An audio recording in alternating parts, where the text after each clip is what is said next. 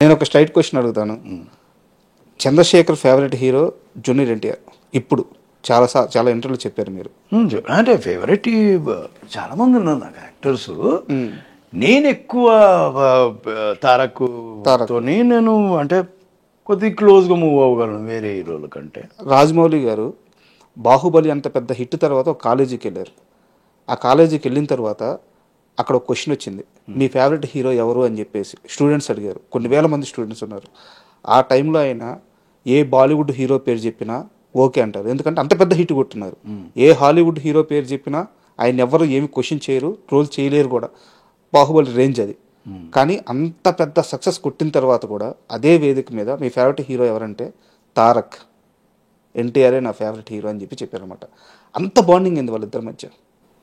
అంటే first cinema నుంచి ఇది ఉంది, మేబీ అదే ఉంటుంది. సో తను కూడా చిన్నపిల్లోళ్ళ వాళ్ళ ఇంట్లో అందరితో కలిసిపోతారు కాబట్టి తెలియకుండా బాండింగ్ వచ్చేస్తుంది. అసలు ఇద్దరు ఎలా ఉంటారు సార్ సెట్లో? తను ప్రభాస్ అయినా అంతే, ప్రభాస్ తారక్ వీళ్ళు బాగా అంటే కలవడం, ఇంట్లలో కలవడం, అందరిలో కలిసిపోవడం ఇట్లాంటివి బాగుంటాయి.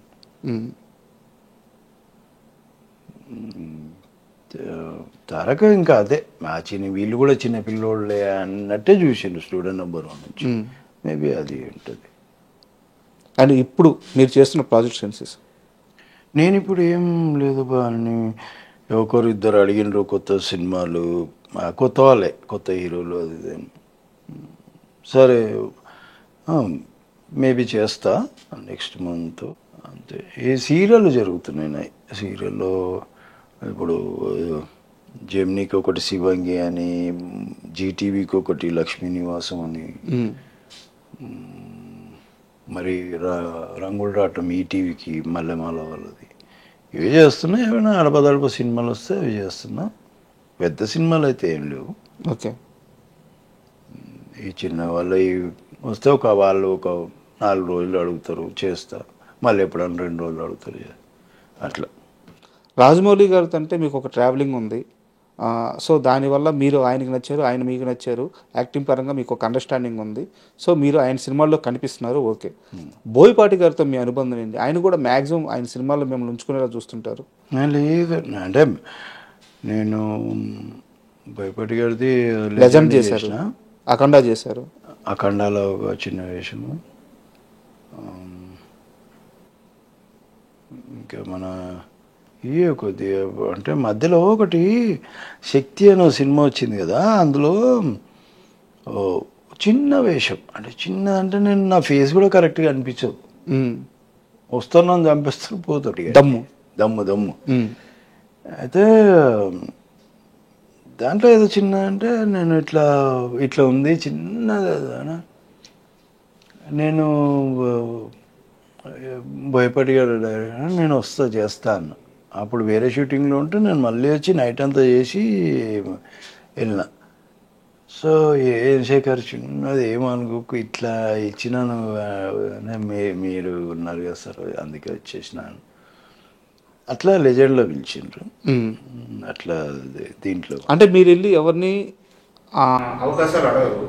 బోయపాటి గారు ఎలా గుర్తుపెట్టుకున్నారు మిమ్మల్ని?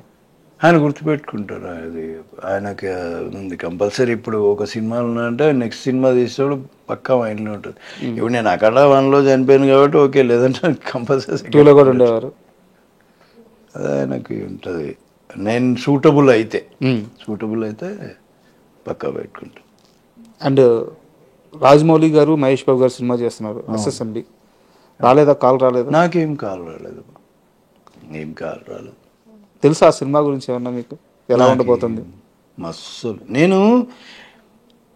ఇప్పుడు నేను ఎప్పుడు కలవను నేను రాజమౌళి గారిని. మీరు చాలామంది అనుకుంటారు టచ్లో ఉంటారు, ఫోన్ చేసుకుంటారు. అసలు ఆయన నంబర్ కూడా నా దగ్గర ఉండదు. అవునా? ఆయన నంబరు ఉండదు నా దగ్గర. ఎప్పుడు కలుసుకున్నదే లేదు అసలు. షూటింగ్ ఉంటే నాకు కబురు వస్తుంది, పలానా డేట్లో. నేను ఆ డేట్ పోయినప్పుడు ఆయన ఉంటాడు కాబట్టి ఊరికే అంతే చూసుకుంటాం, హేయ్ అంటాం, ఓ సెకండ్ ఇచ్చుకుంటాం, కథ ఏదైనా సీన్ ఉంటే చెప్తారు, లేదంటే ఇక అటు ఇటు పోయినాక మళ్ళీ నా సీన్ వచ్చినప్పుడు అప్పుడు శేఖర్ ఇది సంగతి. లాస్ట్ టైం ఎప్పుడు కలిసారు రాజమౌళి గారిని? ఆర్ఆర్ఆర్ అప్పుడే. షూటింగ్ అయిపోతే ఇప్పుడు దాకా కలవలేదా? నీకు అలా ఇంకా కాల్ కూడా చేయలేదు? లే, ఫోన్ నంబరే ఉండవు. నేను ఎప్పుడు కాదు, మాకు ముందు నుంచి అంతే. ఎప్పుడు హ్యాపీ బర్త్డే ఇట్లా మెసేజ్ పెట్టుడు కానీ ఏమి లేవు, ముందు నుంచి అంత. ఇప్పుడే కాదు, అది కొత్త కాదు, అట్లాంటిది ఏం లేదు. మేబీ నా ప్లేస్లో ఉంటే వేరే వాళ్ళు ఏమో తెలియదు మరి ఎట్లుండేటోళ్ళు. నాకు అంత ఫ్రీడమ్ ఉంది, అంత ఫ్రీడమ్ ఇచ్చిండ్రు నాకు.